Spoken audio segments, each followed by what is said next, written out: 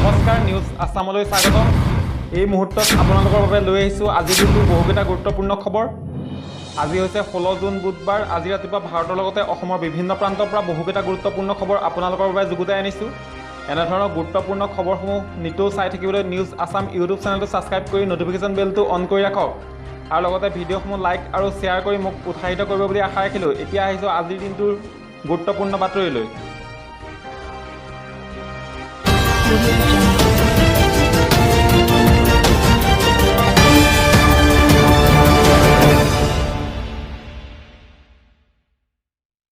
আজিৰ প্ৰধান গুৰুত্বপূৰ্ণ খবৰটো হৈছে ৰাজ্যত নতুন চোপ প্ৰকাশ 26 জুনলৈ জাৰি কৰা হ'ল নতুন চোপ কি আছে এই নতুন চোপত আজি স্বাস্থ্যমন্ত্ৰী কেশৱ মহন্তই হাফলঙত এখন সংবাদমেলত প্ৰকাশ কৰিলে নতুন চোপ অহা 22 জুনলৈ নীতি নিৰ্দেশনা জাৰি কৰা হৈছে এই নতুন চোপত আমি 2 বজাৰ পৰা ৰাতিপুৱা পিছদিনা পুৱা 5 বজালৈকে এই কাৰ্ফিউ বলবৎ থাকিব আৰু কাৰ্ফিউ বলবৎ হোৱাৰ 1 ঘণ্টা আগতেই দোকান বজাৰ বন্ধ আৰু 5খন জিলা কাছাৰ তিনিচুকীয়া শোণিতপুৰ আৰু নগাঁও এইকেইখন জিলা সংক্ৰমণ আমি দেখা বৃদ্ধি পাইছে গতিকে এই 5খন জিলাত আমি অতি চোকা নজৰ ৰাখিম চৰকাৰৰ তৰফৰ পৰা এই সংক্ৰমণ এই চোপ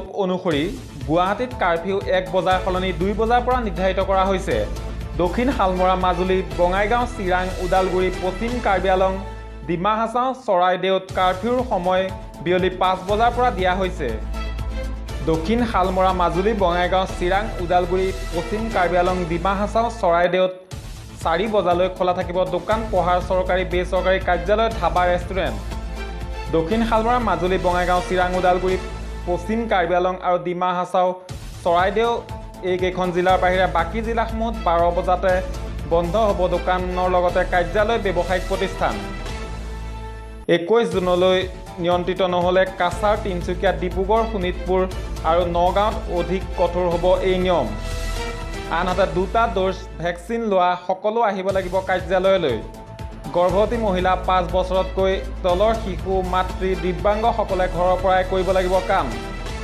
সকলো শিক্ষানুষ্ঠান বন্ধ থাকিব ধৰ্মীয় অনুষ্ঠান বিবাহ সাক্ষাৎকাৰ সৰ্বাধিক 10 জনহে ভাগ ল'ব পাৰিব আনহাতে 22 জুনলৈ বন্ধ থাকিব আন্তঃজিলা যাতায়াত এই মুহূৰ্তৰ দ্বিতীয় গুৰুত্বপূৰ্ণ খবৰটো হৈছে সাপৰ খেল দেখুৱাবলৈ অহা মহিলাই শিশুক দিলে খজুৱতিৰ ঔষধ এই ঔষধ সেৱন কৰি শিশু হৈ পৰিল অসুস্থ ইয়াৰ পিছত মহিলাৰ পিঠিত পৰিল ৰাইজৰ ঔকিল শিশুটি অসুস্থ হোৱাৰ পিছত উত্তেজিত ৰাইজে আক্ৰমণ চলালে 4 মহিলাক লংকাৰ মস্কাত উত্তপ্ত পৰিস্থিতি খজুৱতিৰ ঔষধ খাই সোনিয়া দিব্ৰা নামৰ এটি শিশু অসুস্থ হোৱাক লৈ উত্তেজনা সংকটজনক অৱস্থাত শিশুটি লংকা চিকিৎসালয়লৈ প্ৰেৰণ কৰা হয় শিশুটি অসুস্থ হোৱাৰ পিছত উত্তেজিত ৰাইজে আক্ৰমণ চলালে 4 মহিলাক 4 মহিলাই শিশুটিক খুৱাইছিল খজুৱতিৰ ঔষধ মহিলা কেইজনীয়ে গাঁওখনত গৈছিল সাপৰ খেল দেখুৱাবলৈ লংকা আৰক্ষী উপস্থিত হৈ পৰিস্থিতি নিয়ন্ত্ৰণ কৰি উদ্ধাৰ কৰে 4 মহিলাক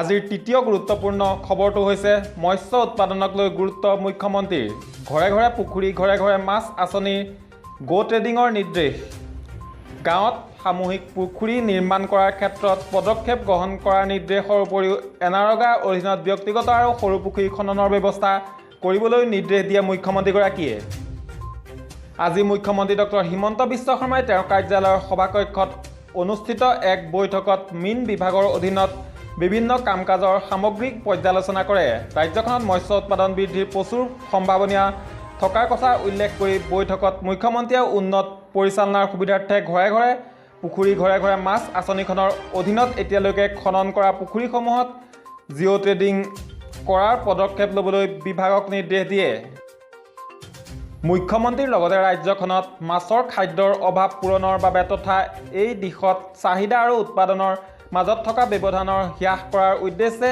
এই দিশত প্ৰয়োজনীয় কাৰ্যব্যৱস্থা গ্ৰহণ কৰিবলৈ নিৰ্দেশ দিয়ে তেওঁ লগতে এই দিশত শিক্ষিত নিবনুৱা যুৱক যুৱতীক প্ৰশিক্ষণ প্ৰদান কৰাৰ ব্যৱস্থা কৰিবলৈ কয় ৰাজ্যখনৰ অৰ্থনৈতিক বিকাশত মৎস্য খণ্ডই ল'ব পৰা সম্ভাৱনীয়তাৰ ওপৰত গুৰুত্ব আৰোপ কৰি মুখ্যমন্ত্ৰীয়ে মুখ্যমন্ত্ৰীৰ সমগ্ৰ গ্ৰাম্য উন্নয়ন যোজনাৰ অধীনত সত্ৰ নামঘৰকে ধৰি বিভিন্ন ধৰ্মীয় অনুষ্ঠানৰ অধীনস্থ ভূমি সামৰি প্ৰতিখন গাঁৱত সামূহিক পুখুৰী নিৰ্মাণ কৰাৰ ক্ষেত্ৰত পদক্ষেপ গ্ৰহণৰ নিৰ্দেশ দিয়াৰ উপৰিও এমজি এনৰেগাৰ অধীনত ব্যক্তিগত সৰু পুখুৰী খননৰ ব্যৱস্থা কৰিবলৈ নিৰ্দেশ দিয়ে।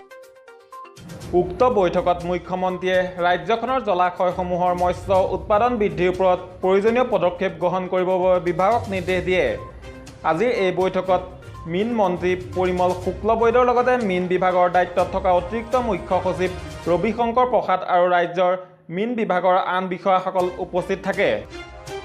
আজিৰ দিনটোৰ চতুৰ্থ প্ৰধান গুৰুত্বপূৰ্ণ খবৰটো হৈছে কোকৰাঝাৰৰ অভয়াক্ষতিৰ ঘটনাক লৈ ডিজিপিৰ সংবাদমেল। 3জন অভিযুক্তই আছিল মাষ্টাৰ মাইণ্ড। কোকৰাঝাৰৰ অভয়াক্ষতিৰ ঘটনাটোক লৈ কোকৰাঝাৰত আৰক্ষী অধীক্ষকৰ কাৰ্যালয়ত ডিজিপি ভাস্কৰ জ্যোতি মহন্তই আজি এখন সংবাদমেল সম্বোধন কৰে। 2 কিশোৰীৰ বলৎকাৰ কৰি হত্যাকাণ্ড সংঘটিত কৰা মূল অভিযুক্ত আছিল 3জন মাষ্টাৰ মাইণ্ড। এই 3জন মাষ্টাৰ মাইণ্ডৰ নাম হ'ল ক্ৰমে নাচিবুল আলী শ্বেখ, ফৰিজুল ৰহমান আৰু মজামেল শ্বেখ। বিটিআৰৰ আৰক্ষীৰ মহাপৰিদৰ্শক LR বিষ্ণুৱে আজি সংবাদমেলত সদৰি কৰা মতে যোৱা 11 জুন তাৰিখে ৰুজু কৰা গোচৰৰ ভিত্তিত আৰক্ষীয়ে তদন্ত কৰিবলৈ স্পেচিয়েলিষ্ট SIT গঠন কৰা হৈছিল। এই ঘটনাটো বলৎকাৰ আৰু হত্যাকাণ্ডৰ ঘটনা হয়। ঘটনাৰ তদন্ত কৰি আৰক্ষীয়ে 7টাকৈ মোবাইল ফোন, এখন মটৰচাইকেল আৰু অন্যান্য সামগ্ৰী উদ্ধাৰ কৰিবলৈ সক্ষম হয়। ঘটনাটোৰ মূল অভিযুক্ত 3জন যদিও বাকী 4জন অন্য কামত জড়িত আছে। এই ঘটনাক ফাৰ্ষ্ট ট্ৰেকত অনা হ'ব। উক্ত সংবাদমেলখনত বিটিআৰৰ IGPL R বিষ্ণুৱে, কোকৰাঝাৰৰ আৰক্ষী অধীক্ষক প্ৰতীক টুবেই সহ উচ্চপদস্থ আৰক্ষী বিষয়াসকল উপস্থিত থাকে। আজিৰ আন এটা খবৰ হৈছে শিলচৰত পত্নীয়ে হত্যা কৰিলে স্বামীক। কাছাৰত সংঘটিত হৈছে এক চাঞ্চল্যকৰ ঘটনা। নিজ পত্নীয়ে হত্যা কৰিলে এগৰাকী ব্যক্তিক। শিলচৰ থানাৰ অন্তৰ্গত কাঁঠাল বাগানৰ হালতিয়াত সংঘটিত হৈছে এক হত্যাকাণ্ড। ঘটনা অনুসৰি হালতিয়াৰ গৌৰাংগ কায়স্থ নামৰ ব্যক্তিজনে প্ৰায় মদ্যপান কৰি পত্নী সুমিত্ৰা কায়স্থ আৰু নিজৰ সন্তানক মাৰধৰ কৰি আহিছে। নিজৰ স্বামীয়ে এনে অত্যাচাৰ সহ্য কৰিব নোৱাৰিয়ে পত্নী সুমিত্ৰা কায়স্থই দাৰে ঘপিয়াই গৌৰাংগ কায়স্থক হত্যা কৰে। ইতিমধ্যে সুমিত্ৰাই এই কথা আৰক্ষীৰ জেৰাত স্বীকাৰ কৰিছে। ইফালে আকৌ গৌৰাংগৰ হত্যাৰ লগত তেওঁৰ ভাতৃ অজিত কায়স্থকো আটক কৰিছে শিলচৰ আৰক্ষীয়ে। ইয়াৰ উপৰিও গৌৰাংগ হত্যা কৰা ব্যৱহাৰ কৰা দাখনো জব্দ কৰিছে আৰক্ষীয়ে। এই হত্যাকাণ্ডৰ লগত আন কোনো ব্যক্তি জড়িত আছে নেকি, এই বিষয়ত তদন্ত অব্যাহত ৰাখিছে আৰক্ষীয়ে। ইফালে মৃত গৌৰাংগ কায়স্থৰ মৃতদেহ মৰণোত্তৰ পৰীক্ষাৰ বাবে শিলচৰ চিকিৎসালয় মহাবিদ্যালয় প্ৰেৰণ কৰা হৈছে। আজিৰ দিনটোৰ আন এটা ডাঙৰ খবৰ হৈছে হাতী মানুহৰ সংঘাতৰ অন্য এক পৰিণতি। ক্ষুব্ধ ৰাইজে জঁপিয়াই পৰিল বন কৰ্মীৰ ওপৰত। গোলাঘাট জিলাৰ দাঁতিকাষৰীয়া অঞ্চলত হাতী মানুহৰ সংঘাত নতুন কথা নহয়। বিশেষকৈ নুমলীগড় মৰঙীকে আদি কৰি এই বৃহৎ অঞ্চলটোত দৈনিক হাতী মানুহৰ সংঘাতে বাতৰি পৃষ্ঠাত স্থান পাই আহিছে। ক্ৰমাৎ বৃদ্ধি পোৱা হাতীৰ আক্ৰমণত বিধ্বস্ত হৈ পৰিছে অঞ্চলবাসী। দেওবাৰে পুৱতি নিশা গোলাঘাটৰ বগীধলা চাহ বাগিচাত হাতীৰ আক্ৰমণত নিহত হৈছিল এগৰাকী মাতৃ আৰু 8 বছৰীয়া এটি সন্তান। তাৰ পাছতে বনকৰ্মীৰ ওপৰত ক্ষোভিত হৈ আছিল বগীধলা ৰাইজ। ইয়াৰ মাজতে সোমবাৰে পুনৰ অঞ্চলটোত হাতীৰ জাক প্ৰৱেশ কৰাত গাঁৱৰ ৰাইজে বনকৰ্মীক খবৰ দিয়ে। কৰ্তব্য পালন কৰিবলৈ যোৱা বনকৰ্মীৰ দলটোক পূৰ্বৰে পৰা উত্তেজিত হৈ থকা ৰাইজে আক্ৰমণৰ লক্ষ্য কৰি লয়। আক্ৰমণত দলটোত থকা 5জন বনকৰ্মীৰ 2জন আঘাতপ্ৰাপ্ত হৈছে। আঘাতপ্ৰাপ্ত বনকৰ্মী 2জন হৈছে ৰূপকান্ত গগৈ আৰু জেহেৰুদ্দিন আহমেদ। ঘটনাৰ পিছত নিশাই গোলাঘাট আৰক্ষীৰ কাষত উপস্থিত হৈ এজাহাৰ দাখিল কৰে বনকৰ্মীৰ দলটোৱে। উল্লেখযোগ্য যে দীৰ্ঘদিন ধৰি মৰঙীৰ দাঁতিকাষৰীয়া অঞ্চলত হাতী মানুহৰ সংঘাত চলি থকাৰ বিপৰীতে বনকৰ্মীসকলে নিজৰ দায়িত্ব সুচাৰুৰূপে পালন নকৰাৰ অভিযোগ উত্থাপন কৰিছে অঞ্চলবাসীয়ে। ধন্যবাদ। আজিৰ বাতৰিৰ পৰা বিদায় লৈছোঁ। গুৰুত্বপূৰ্ণ খবৰৰ বাবে চাই থাকক নিউজ আছাম আৰু লগতে নিউজ আছাম ইউটিউব চেনেলটো ছাবস্ক্ৰাইব কৰিবলৈ নাপাহৰিব।